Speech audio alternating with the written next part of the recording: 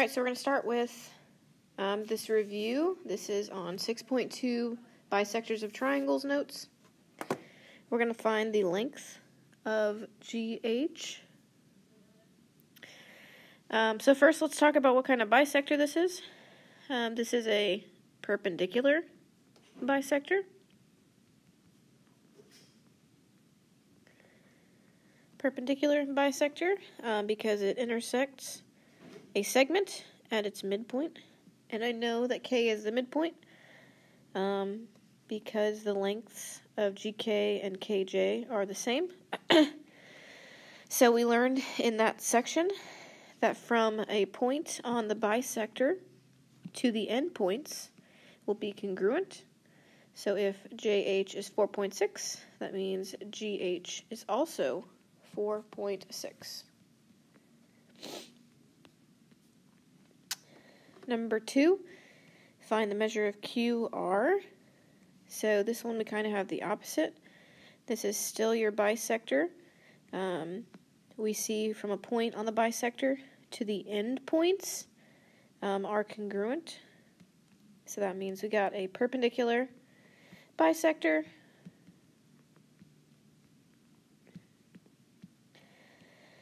which means that R is the midpoint. So if RS is 1.3, that means QR will also be 1.3. This next one is AB. So from a point on the bisector to the endpoints, they are marked congruent. So that means we have a perpendicular bisector through point B, which means AB, the length of AB, will be equal to the length of BC. So let's go ahead and find out what that means to us.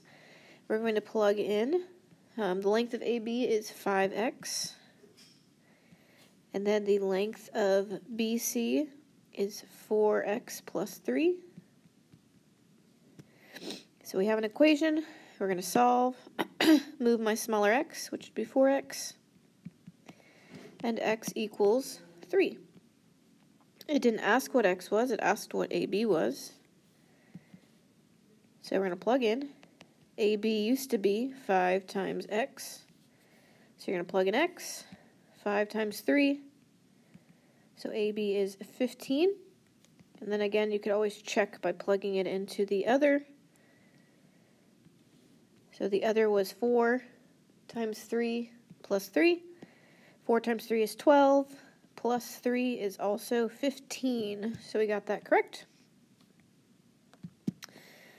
This last one, we still have a perpendicular bisector. We know that because we have this right angle. It's perpendicular to this segment. We know D is the midpoint because of these little lines that mean that D is in the dead center. So that means from a point on the bisector to the endpoints will be congruent.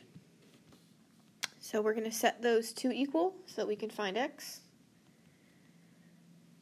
So take 9x plus 1, and it will equal 7x plus 13.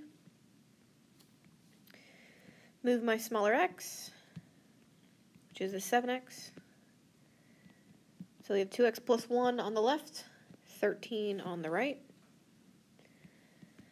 Subtract 1, 2x equals 12, and x equals 6.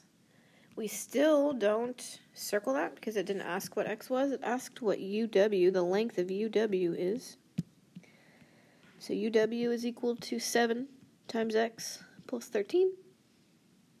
So plug in my x. 7 times 6 is 42 plus 13. So UW equals 55. Again, you could always plug it into the other just to triple check. The other one would be 9 times 6. 9 times 6 plus 1. 9 times 6 is 54. Plus 1 is 55. So we did good. So we're going to talk about triangles. We're going to take what we learned about angle bisectors and perpendicular bisectors, and we are going to apply to triangles. Basically, think about this. In a circle, it's very easy to find the center. The center will be equidistant to all the sides. That's literally the definition of a circle. In a triangle, there are many different types of centers. There are centers or a center that is equidistant to the angles. There is a center that is equidistant to the sides. I can't draw that one, that's hard. And so things like that. There's 4 different types of centers, and we're going to talk about 2 of them today. So let's go ahead and get started with some vocab. To fill in a blank, when 3 or more lines, rays, or segments intersect in the same point, they are called concurrent. So when 3 or more lines, rays, or segments intersect in the same point, they are called concurrent lines, rays, or segments. This point of intersection, which I'll show you. So I have a line, a line. So the red is the line. It goes infinitely in both directions. I have a ray, and then I also have a segment. They all intersect. It could also just look like 3 lines intersecting. You'll see that. But basically, the point of this, literally, the point is where they all intersect. We call this the point of concurrency. So the point of intersection of those lines, rays, or segments is called the point of concurrency. You're going to see this word a lot, and we'll explain why. But point of concurrency is where 3 or more lines intersect at the same point. So, where is the center of the triangle? We're going to talk first about a circumcenter. So you'll see where is the center of a triangle on your notes. A circumcenter is formed by 3 perpendicular bisectors. So go ahead and fill that in, and we'll talk about that. A circumcenter is formed by 3 perpendicular bisectors. And the thing that makes a circumcenter so special is that it is equidistant from the vertices of the triangle. So that will be your second bullet point. So your first bullet point is that it's formed by 3 perpendicular bisectors. And then your second bullet point is that it's equidistant from the vertices of the triangle.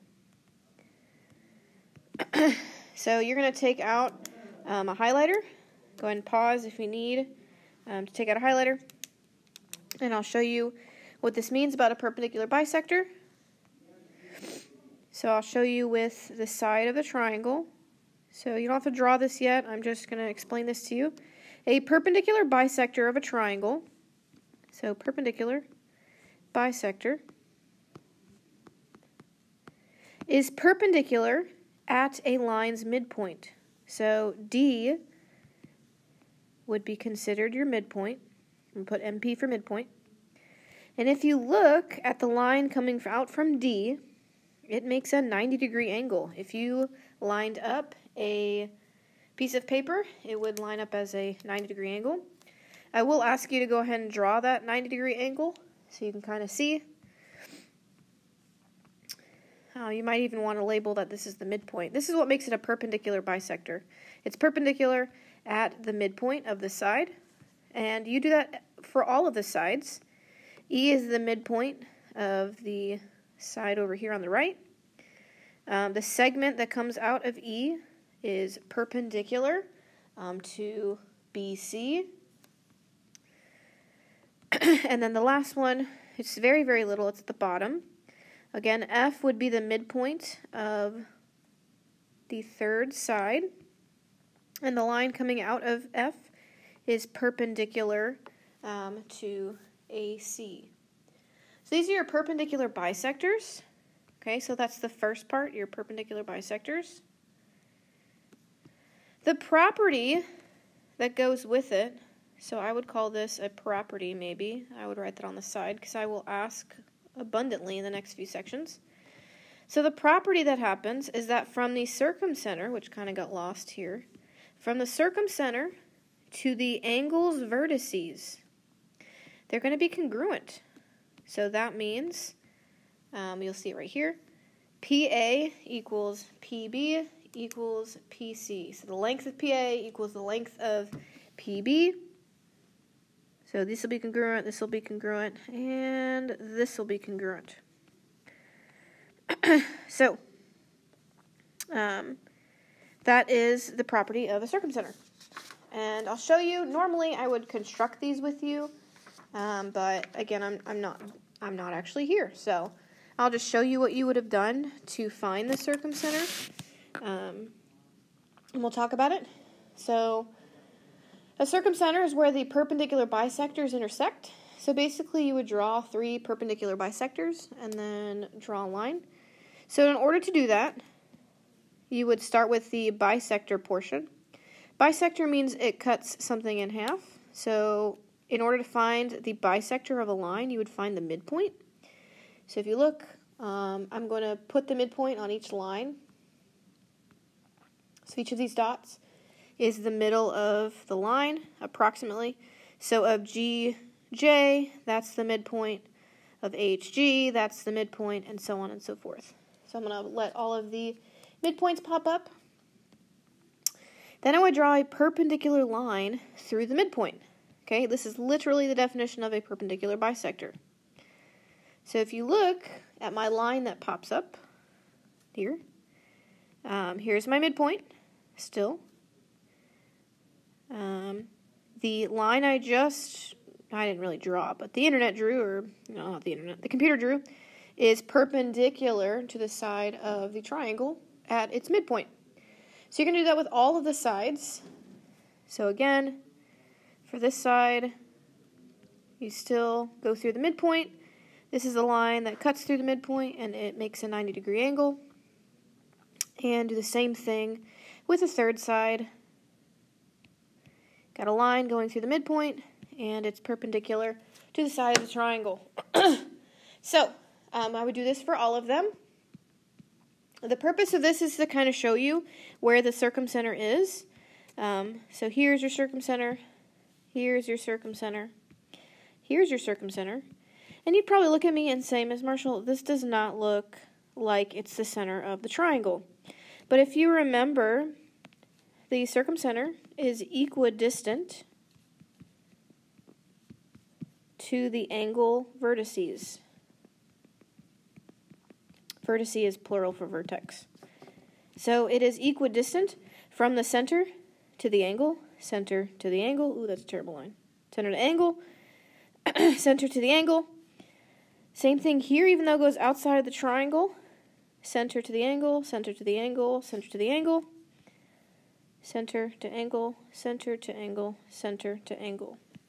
So if you look at what I drew in blue, this just shows that the circumcenter is equidistant to the vertices of the angle. So, this is where you're going to fill in your notes. In a triangle, the three perpendicular bisectors are concurrent. This is what you'll fill in. The point of concurrency is the circumcenter of the triangle. So what this means, point of concurrency, it means where all of the lines intersect. Or here it means where all the perpendicular bisectors intersect. And it forms the circumcenter. So if you notice, you have an acute triangle, a right triangle, and an obtuse triangle. The ones I had before are very similar. A circumcenter can be in the triangle, on the triangle, or it can be outside of the triangle. And there's a pattern for this. In an acute triangle, so I would write this in. In an acute triangle, the circumcenter will always be inside of the triangle. In a right triangle, the circumcenter will always be on the triangle, so on the side. And in obtuse triangles, it will always be on the outside. So make sure you go ahead and fill those in.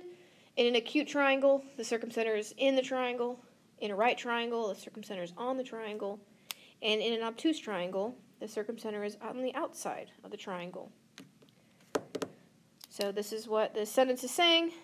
Here, fill in the blank. The circumcenter can be inside, on the side, or outside of the triangle. So you just need to make sure you know which one is which. Acute is in, right is on, so think of right on. You guys don't say right on anymore. We never really said it when I was a kid, but anyways, right on is a way to remember it. And then outside is obtuse. They kind of sound like they go together. However you want to remember it, that is important. That is the first type of center. The second type of center that's just a recap of the circumcenter. The second type of center is called an incenter. An incenter is formed by all three angle bisectors, and it is equidistant from the sides to the incenter. So you can go ahead and fill that in. Incenter is formed by three angle bisectors, and the distance from the incenter to the sides is congruent. So, if you remember, an angle bisector cuts an angle in half, so your angles of your triangle are going to be cut in half. So we'll talk about that. The incenter of the triangle is equidistant, so you can go and highlight this, even though you just kind of wrote it down. Equidistant from the sides of the triangle. So we're going to kind of break down this picture. BP is an angle bisector. So I'm going to go ahead and mark that these angles are congruent. Same thing with AP.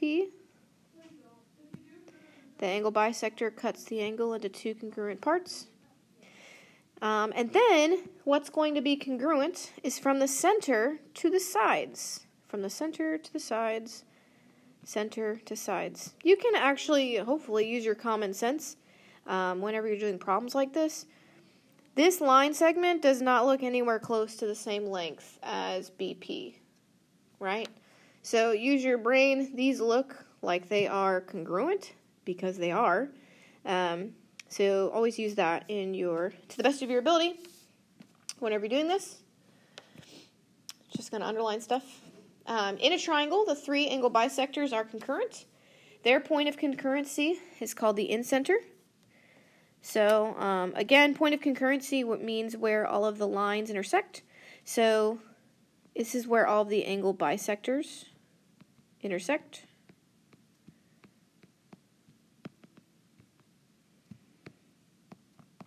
And they intersect and they form an incenter. So, the root word, I would say, of incenter is the word in. This will help you remember. The incenter is always inside the triangle. Always. Every single time.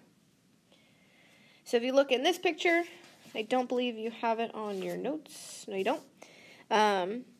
This picture actually shows you N is the incenter, and it shows that these two angles are the same. These two angles are the same.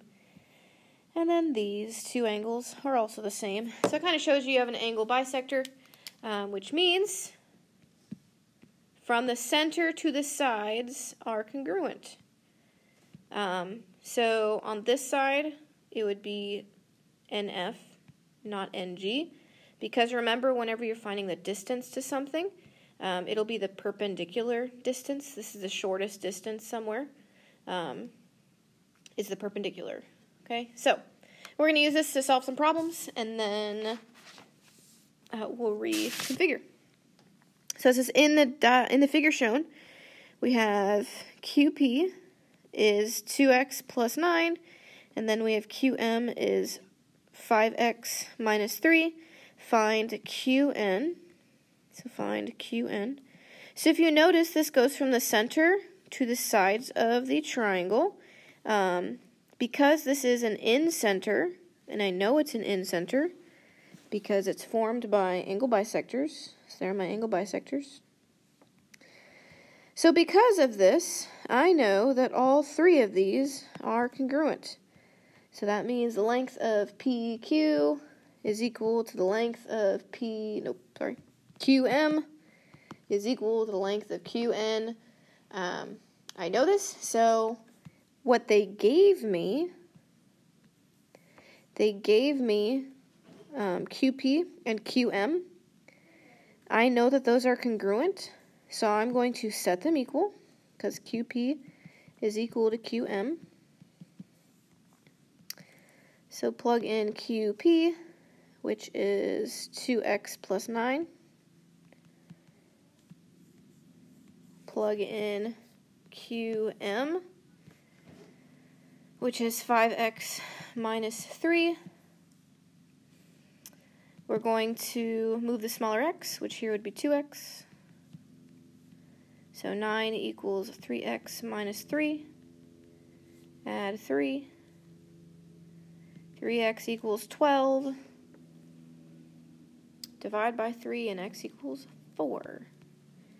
It didn't ask what x was. It asked what QN was. In order to find QN, I could find the measure of either of the other two line segments because they're literally all the same length. So I'm going to plug in. I'm going to plug them into both just to check. So plug in for x. 2 times 4 is 8, plus 9 is 17.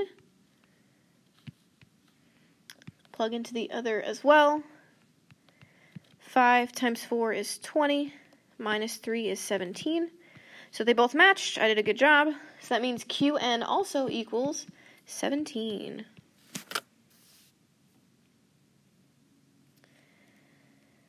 All right, in this next one it says in the figure, P is the circumcenter.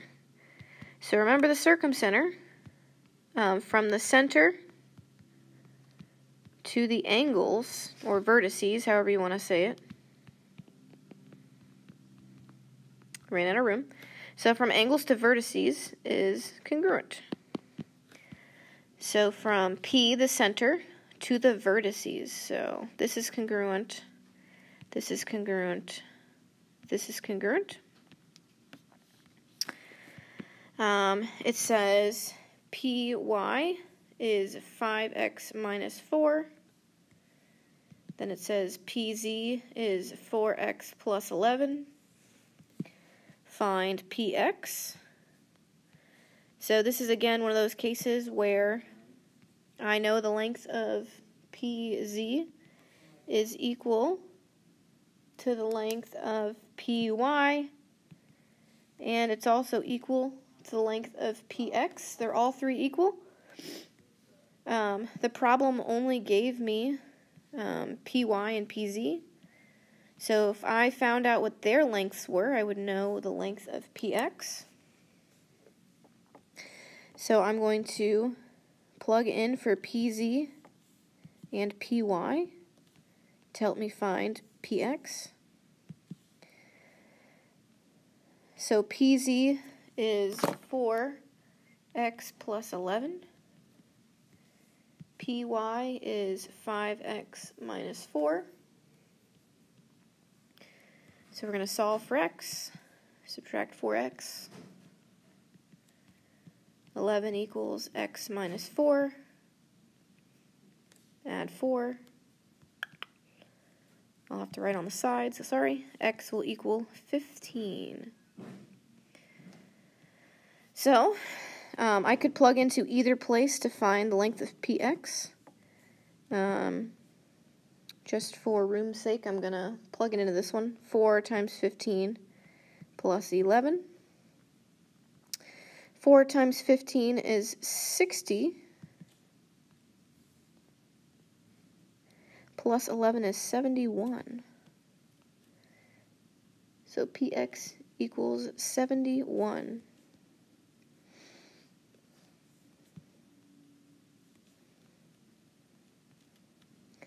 So even if I had plugged into the other, I still would have gotten 71.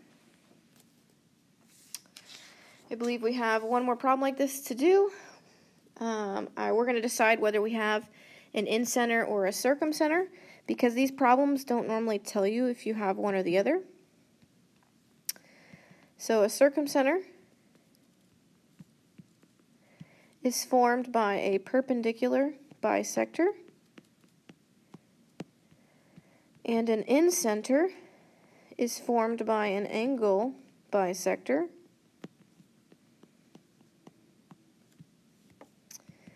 And then something to remember is from the center to the sides are congruent on an incenter.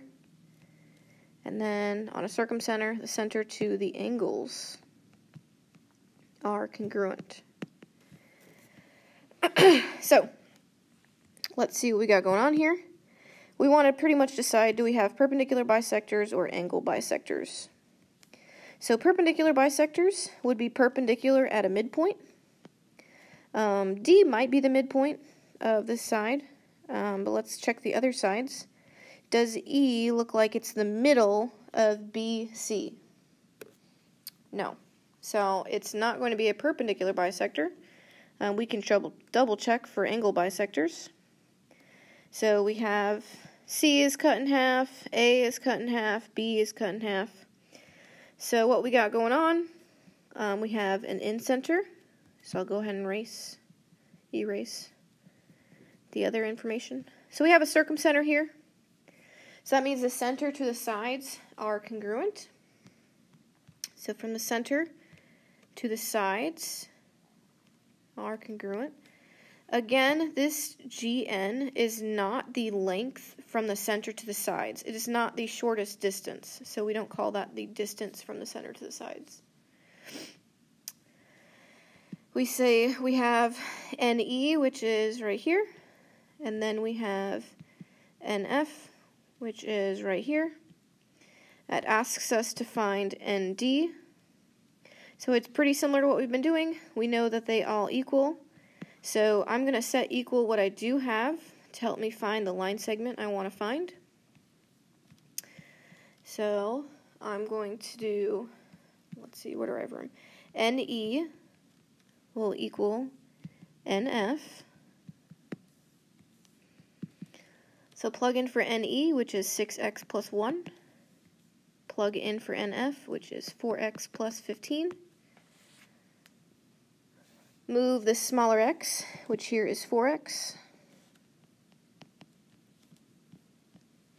So we have 2x plus 1 equals 15.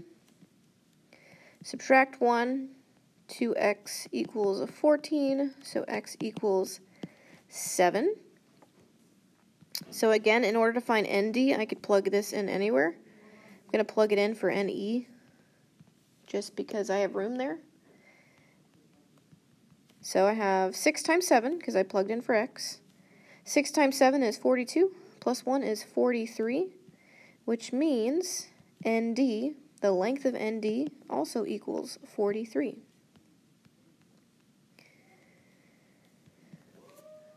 This second question is a little bit of common sense. It says, if ND is 43, can NB be 40? So I want you to forget anything you've known about geometry, and I want you to use your common sense. If ND is 43, is there any way that NB can be smaller than that and be 40? There's no way.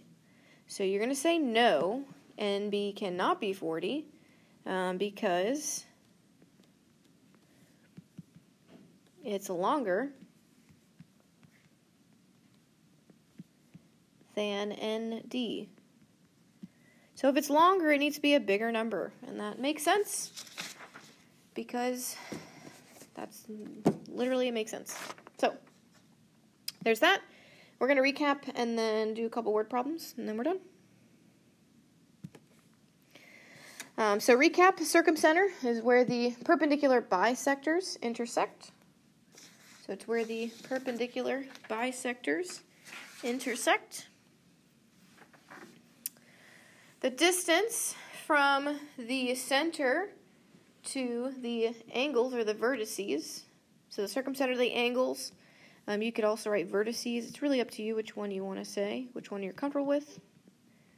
But from the center to the vertices is congruent.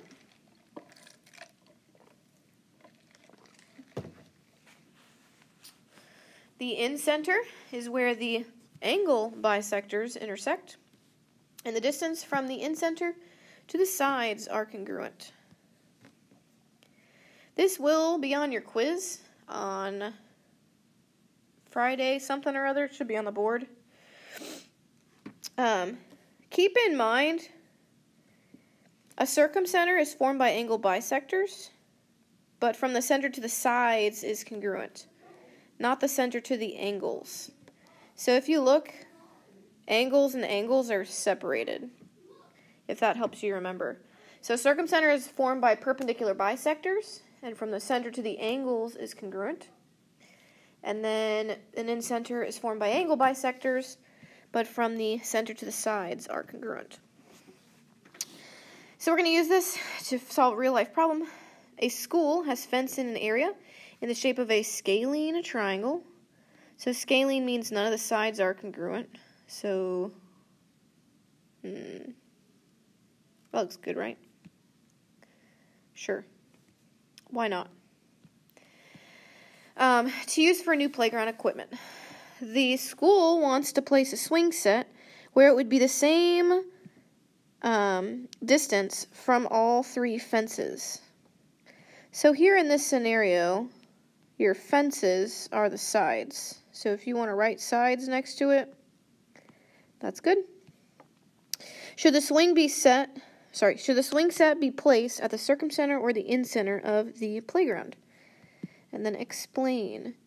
So we want it to be equidistant to the sides. We want it to be equidistant from the fences.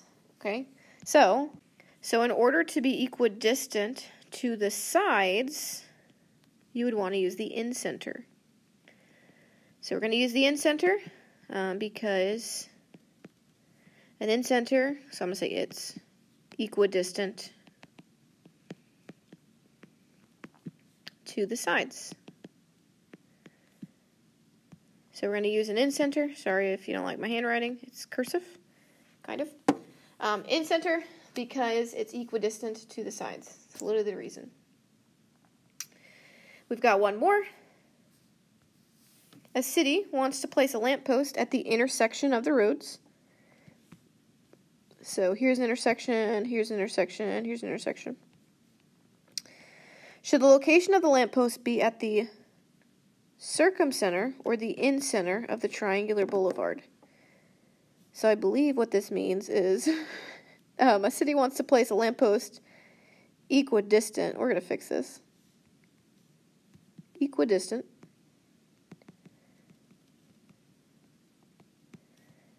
to the intersections of the roads. That would make much more sense. Should the location of the lamppost be the circumcenter or the in-center of the triangular boulevard? So we want to place a lamppost that has equal distance to all of my intersections. If you notice that they are the corners, they're the vertices. So here we're going to use a circumcenter. Use a circumcenter because it's equidistant to, you could say the vertices, you could say the intersections, however you want to write that. But we'd use the circumcenter so that it would be equidistant to the intersection of all three of the roads. That is the end of 6.2. God bless America.